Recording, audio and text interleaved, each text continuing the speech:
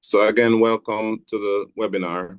To this year's user conference is titled Creating a More Intelligent World Using GIS, and it's very timely. So my aim here is to walk you through all the things you need to know about the upcoming conference.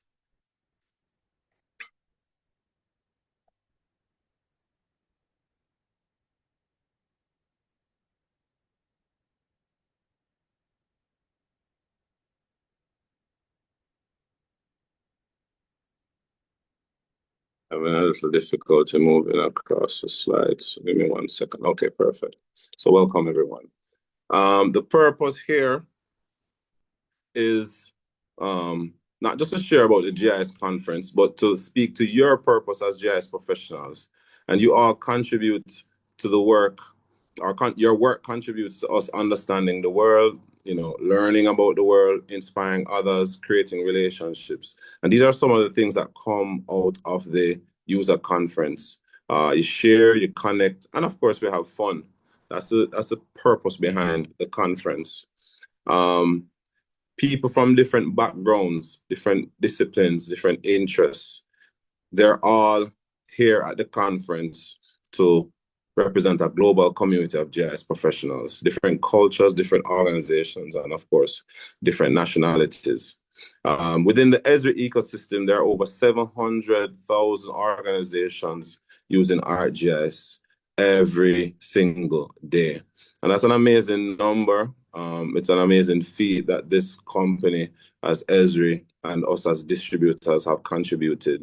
But our work is only, a small portion compared to your work of the applications that you have developed on top of the systems, the work that you have done, the communities that you have helped, the countries, the different disasters that we've faced.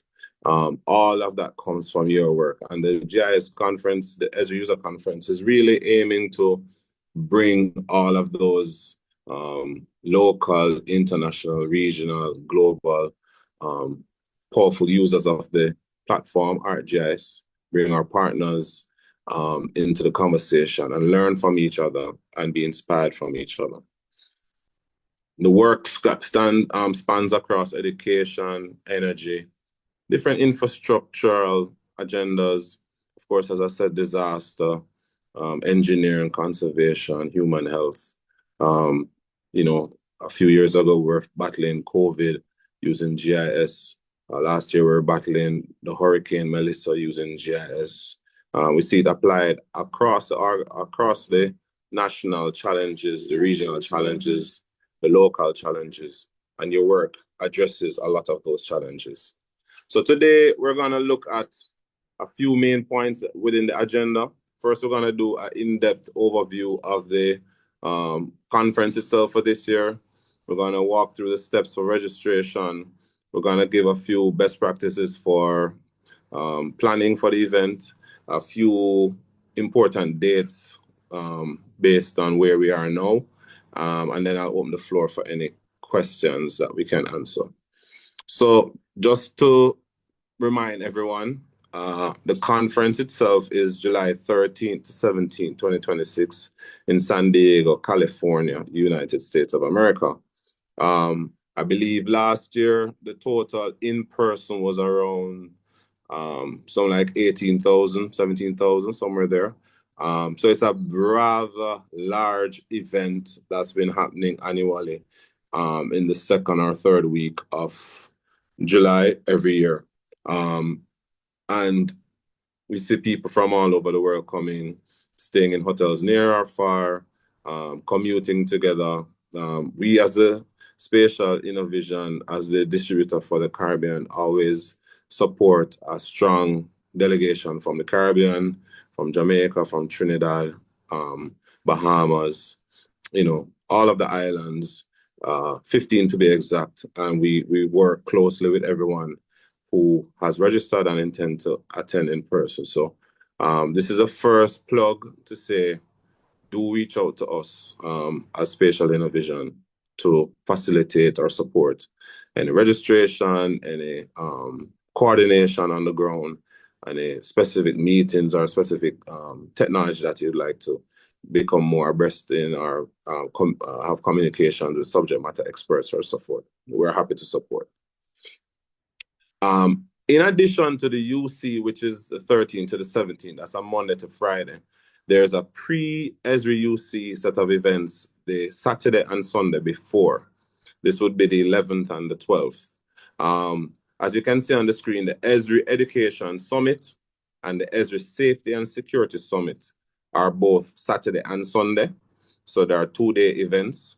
You could call them mini UCs because they have the same structure of a plenary and different sessions and your breaks and so on. But it's really zoning into specific strategic areas that we believe is part of national building, national government interest, and also aligned with our interests as spatial innovation and as ESRI. So I'm gonna go a little deeper into those two. And then on the Sunday, there's a 1-day GIS Leadership Summit as well, which is a high-level conversation and set of sessions with leaders in both the private sector, both business and national government. So for the Education Summit, which is the 11th to the 12th, some of the things that you'll experience there is a plenary. You'll have hands-on learning lab. So imagine this event is for teachers, for principals, for university lecturers, for administrative members of tertiary education institutions that want to bring GIS more into their curriculum, or already have it and want to improve on their GIS faculty or the GIS program. So here are some special set of sessions that can be for the teachers and for the planners and for the organizers of some of those curriculums. So you have the hands-on learning lab where you get to learn more about how the learning lab works, optimize your workflows on that. There's a session around AI and GIS. Of course, AI is the buzzword or the buzz term of the last probably 2-3 years. So there is an introduction to explain how AI works with GIS and how it can be taught in school. There are best practices for teaching with story maps. There is actually a session specifically on teaching GeoAI. For those who are not familiar, GeoAI is using AI technology in GIS to see things clearer, see things that you can't see, where I pull out data, pull out information, pull out patterns from imagery, and deep dive or deep learn and then deep dive into some of the data that you may have, creating models, predictive models, and so on and so forth. There's also something on drones in education. Drone is a big part of the ecosystem of data collection. And so how does drone coexist and coordinate with GIS, and how is that taught in education? And how do ArcGIS tools such as ArcGIS Reality and SiteScan and Drone to Map help to support the teaching of drone curriculums in education? Teaching codes through maps, shaping GIS in education. And what's one I really like, the Next Gen Mappers, student-driven projects for real-world changes, because I really think it's really the youth that will drive change and solutions for some of our problems by thinking outside the box or not being limited to any box that some of us may have as we get a little older. And teaching AI in the era of AI. So these are just some. There are probably double this set of sessions across the 2 days. So I encourage you to look into that if this is a specific area of your interest. The Safety and Security Summit is also the Saturday and Sunday. They will also have a plenary, GIS Enhancing Resilience in a World of Motion, where we speak more about, when you talk about a world of motion, you may be referring to big data, information coming in from social media, real-time data, and how do we enhance resilience in that world, or how do we leverage that for resilience? Some of the topics and areas that we will go through is enterprise GIS, analyzing and identifying patterns in data, emergency management and response, mapping incidents, helping people and building resilience. And of course, there will be an expo as well. Now, for the GIS Leadership Summit, it's more high level, more the executive of an organization would be attending. And one of the conversations here is how to be a geospatial leader, or how to apply a geospatial mindset to your leadership, engaging and growing, buying and advocacy, and moving forward. That's a one-day session. These are all invitation only, special invitation. But it's certainly worth a conversation with us as a distributor if you believe that you have an executive that would be interested in this, or gain a better perspective of the work you're doing with GIS from this session. Okay, so now we move into Monday, the first day of the actual ESRI user conference. That day is really filled around the plenary, right?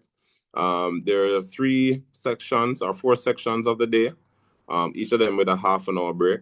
So it starts at 8:30 a.m. This is all Pacific time. So remember, we're in California.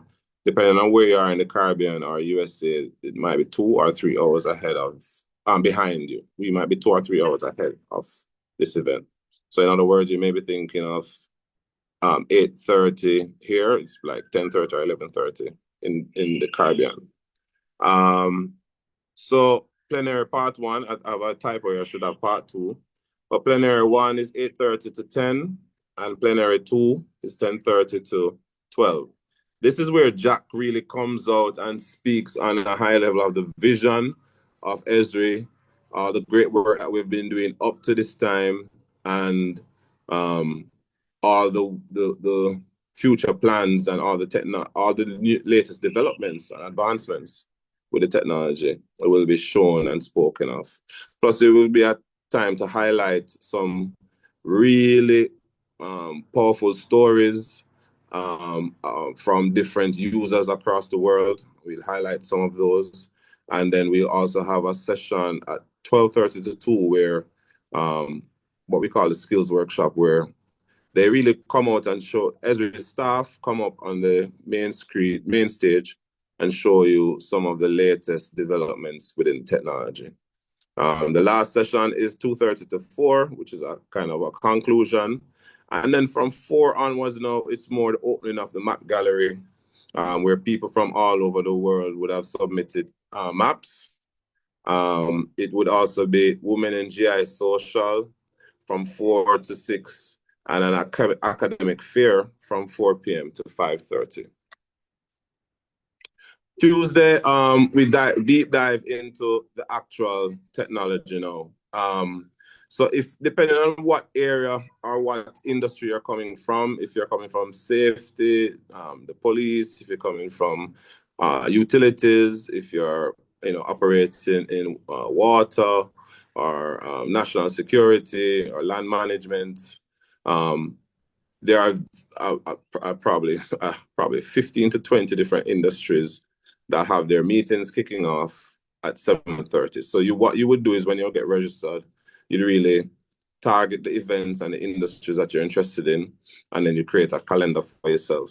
And one of those would be probably would be a meeting you want to attend at 7:30 for a kickoff meeting. Additionally, the expo opens. Now, the expo is where ESRI, as well as our partners, have a very, very large space where we exhibit different booths, sponsors, partners, and of course, ESRI have different stations with their different, according to domains and technology. So the expo is really a good place to float around, to have meetings, to look at different solutions, to get demos, and so on and so forth. And some of the things that will be covered for that day would be AI and GIS, digital twins, enterprise, business analyst, hub, imagery, field maps, along with ArcGIS Online, LiDAR technology, For my statisticians that might be on the call, there will be a session around R and ArcGIS Bridge. For the utilities folks, there's a lot around the smart grid. For analysts, there's knowledge, 3D GIS for imagery folks, Geo AI for fire operations, and a lot more than what I've listed here. I didn't want it to be too texty. So again, once you get registered, you can go through. On Wednesday, it's a continuation of that, but there's a little fun on the Wednesday. There is a 5K run. I should also say that Tuesday morning, Wednesday morning, and Thursday morning have morning yoga for the health conscious members that are attending. And then there's just more topics to go through on that day around national mapping, a system of national security, land surveying modernized with ArcGIS, and so on and so forth. Thursday, the sessions are more around banking and financial services, telecom data management, dashboards, defense solutions, more on digital twins, gas utility solutions, and so on. There's a social at the end of Thursday, I believe. And there's also a SAG Awards, normally I believe on the Wednesday afternoon or evening, where special achievement in GIS awardees are recognized for their work. Some additional symposiums that are happening, which would be like special events between Tuesday and Thursday, are on Tuesday, there's a Defense and Intelligence Symposium where you can learn how defense and intelligence professionals are using ArcGIS to inform decision making. There's a National Geospatial Symposium where they speak about geospatial infrastructure to collaborate and share information to address common challenges. There's a business symposium where they're leveraging location intelligence for analytics. And there's a water resources symposium as well as science and native nations. So just a quick look at what last year was for us. As I said, we are representing the Caribbean annually and supporting the folks that come out. So some of the things that were recognized, like there's a President Award from Jack Denjaman, dedicated to one single entity chosen by Jack as having profound work done within the last year. You have a Making a Difference Award. There's the ESRI Innovation Program Student of the Year Award. There is the 2024 ArcGIS Story Maps Competition. There's a Young Scholar Awards. And there's a ESRI Community Contest, like MVP Awards. There's Map Gallery Awards. So there are quite a few awards that people can get recognized for their work. As it relates to the Caribbean, last year, we had some SAG awardees from Bahamas, Barbados, Grenada, Jamaica, and Trinidad and Tobago. Specifically speaking, there was the Bahamas National GIS Center. There was a National Petroleum Corporation in Barbados. There was a St. George's University in Grenada. The Bluefields People's Benevolent Society, which is a shoreline community which applied GIS and specifically a digital twin to help capture and map their assets, their community. And it came in really, really handy after the hurricane hit last year because we're able to look at before and after impacts through 3D modeling and so on. So they were recognized for their work. Of course, there's the Water and Sewage Authority in TNT as well. And this is just a picture of some of our community that was at the conference last year. In the upper left corner, you will see Jack presented to, I don't remember her name, but it's a nun that is in charge of a school in Panama who really did, the kids did a lot of work with their GIS school extracurricular team and presented on the main stage with Jack last year for really doing some amazing work. And you will see them in the middle as well and in the upper right corner, sorry, representing Panama. In the lower right would be some of the folks from the Caribbean, And you have different socials and so on and so forth. So it's not just tech, not just a high tech conference, but it's all about the people, it's about the community, it's about sharing and being inspired by your fellow professionals. And I must acknowledge our VP for geospatial technologies, Matthew, in the upper middle, who entered the 5K run. I believe he may be the first from our company to enter into the 5K run. So let's talk about registration real quick. How do you get registered? What do you need to register? Well, you need to know your customer number, and you need to also be registered on the ESRI events account. So that's different from your My ESRI, that's different from your ArcGIS Online. But you can use your ArcGIS Online to get into the platform, but you still will need to register for the ESRI event itself. If you're having a problem finding your customer number, you can email CONFREGIS or confredgis at esri.com for that information. In terms of the pricing, you can attend in person or digitally. Depending on what you're trying to do digitally, there can be a $99 cost or no cost. And in person, it is $2,600 for the standard registration. What do these things come with? Both in-person or digital registration give you access to the plenary, give you access to technical sessions, and give you access to the expo. Now, in the digital space, when we talk about the technical sessions, you're really participating virtually in your choice of 75 or more live stream sessions. And then over 100 more recordings will be available for replay in August 2026. And that stays open until October. So for 3 months, it stays open. For the expo, while in person, you can peruse and navigate through the expo area. In the digital space, you will just review, sponsor, and exhibitor content and reach out for more information. The map gallery is also accessible in the in-person, so you're going to be seeing maps from all over the world and see some really cool communication through maps. While in the digital access space, you'll just review images and digital maps in your virtual map gallery. I think that's it for the digital access. But what else comes with in-person? I think the real value is the networking.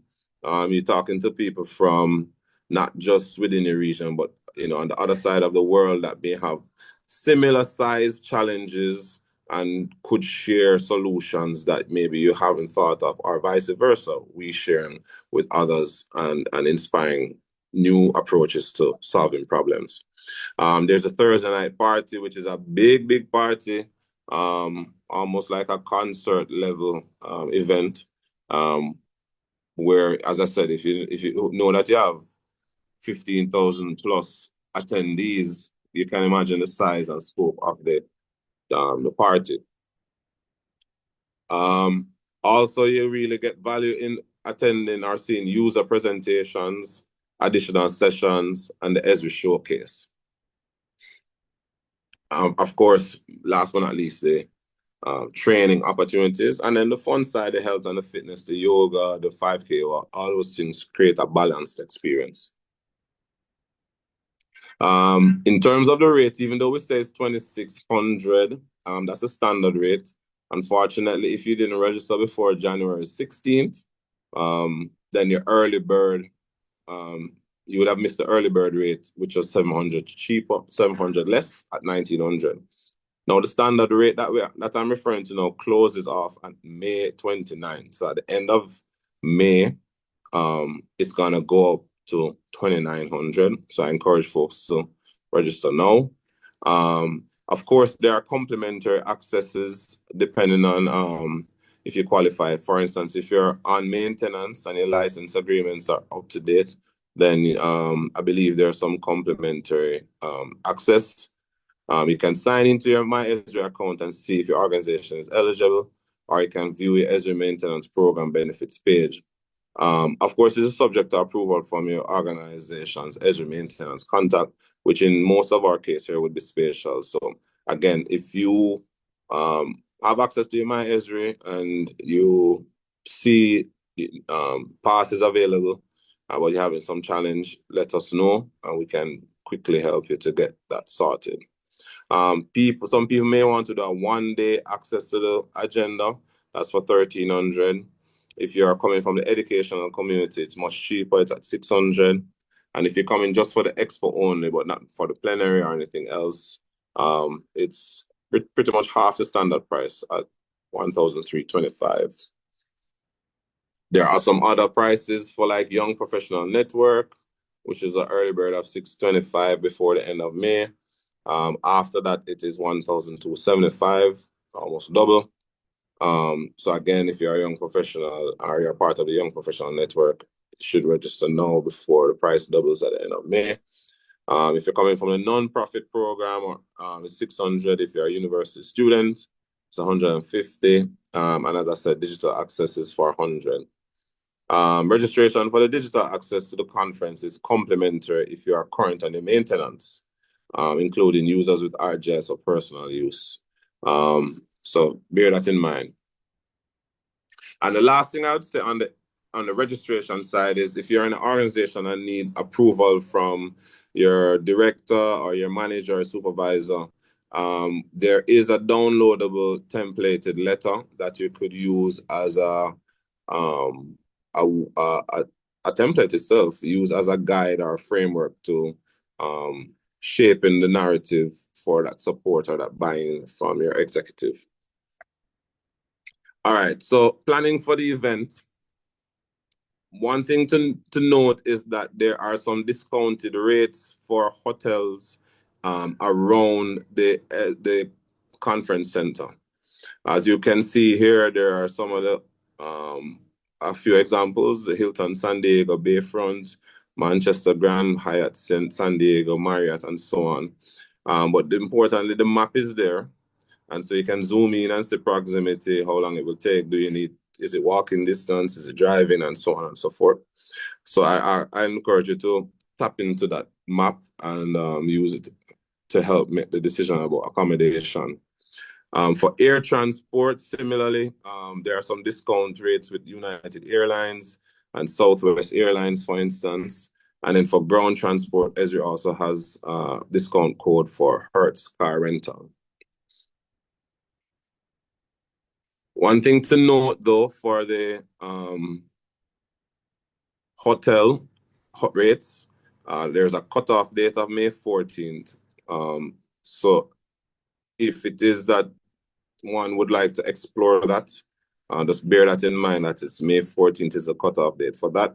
And just a reminder that May 29th is a cutoff date for submitting images for plenary, submitting maps for the map gallery, and also for the end of the standard fee or standard rate for registration. After May 29th, it goes to late entry pricing. So a little more on the call for images.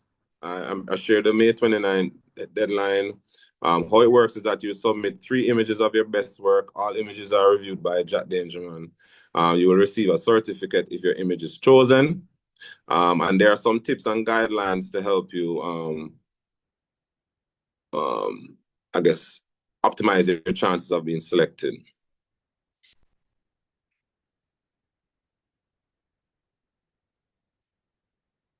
In terms of I think I missed one here. Sorry, my bad, guys. Right. Outside of the call for images, there's a call for maps as well for the map gallery. That is also May 29th.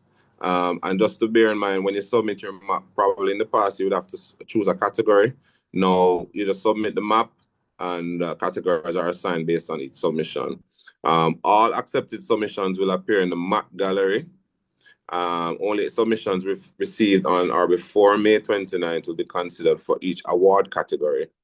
And of course, I just encourage folks because a lot of times it's after the fact when people are awarded or when we attend the conference and we see the maps up, that's when folks might be asking, how can we submit for next year? So encouraging folks to submit your work and do it before May 29th. Having said that, I'll open the floor. That's it as an overview. It really is a really powerful experience. It's a lot of information, a lot of sessions, so you have to pace yourself. But it's guaranteed that you will leave there inspired, you leave there elevated in your consciousness of what is possible with RGIS, and of course, partners. So having said that, Philip, I'll turn back to you and open the floor to any questions.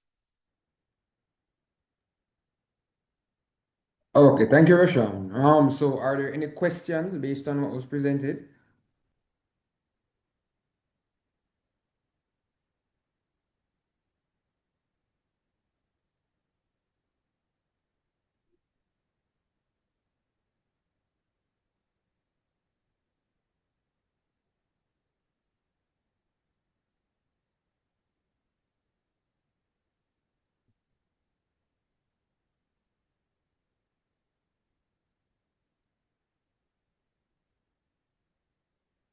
So I'm not seeing any questions at this time.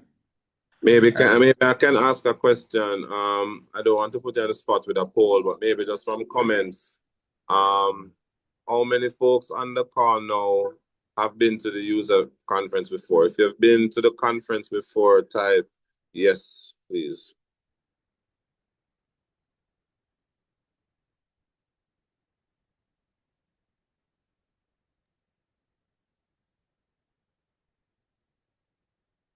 All right, so we have Rika, and she's saying that she would have been, Okay. and Rohan as well. Okay. So my question to the folks who have been before, the next question is, will you be returning this year or another colleague? Probably can type, I will return or another colleague or none of the above if there's nobody going back.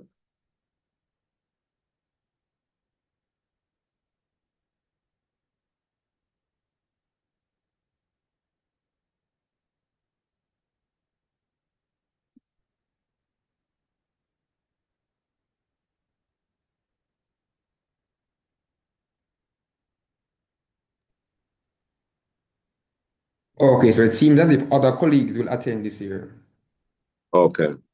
But one of the things I forgot to mention in the presentation, and I'll just make a note of it here for you to be aware, is within the conference on the Thursday, we have a regional user group, almost like a mini session of folks from within the Latin American Caribbean region. There, we select a room, we invite everybody to attend who are coming from the Latin America, whether it be South America, Central America, or the Caribbean, and we have presenters from the same community, from the same region, showing some of the work that they have done.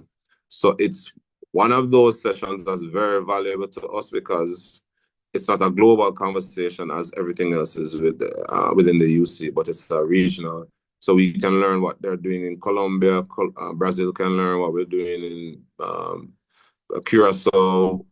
Panama can learn what folks are doing in Ghana, and we all have a community conversation between English and Spanish, so that we can build on our community here. So, for instance, Spatial, we work very closely with the ESRI Colombia regional our sister distributor. We work closely with ESRI Venezuela as another sister distributor, ESRI Panama as well. So there are things that we can learn from them. There are things that they can learn from us, and similarly, we can jointly support our customers. So it's a very, very, very valuable 2 hour session maximum that I would invite all attendees to attend, to participate in. But if there are no other questions, I thank you for your time, and I look forward to seeing you there.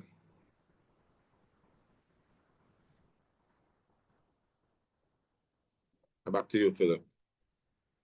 And I also agree. So we're truly excited about what is to come, and we hope everyone else is as well. So you just mark your calendars and stay tuned for further updates. And as we continue to maintain that this is an opportunity to connect, learn, and grow. So if there are any questions or concerns, just feel free to reach out to us and we will facilitate that. All right, thank you for your time. Bye, everyone.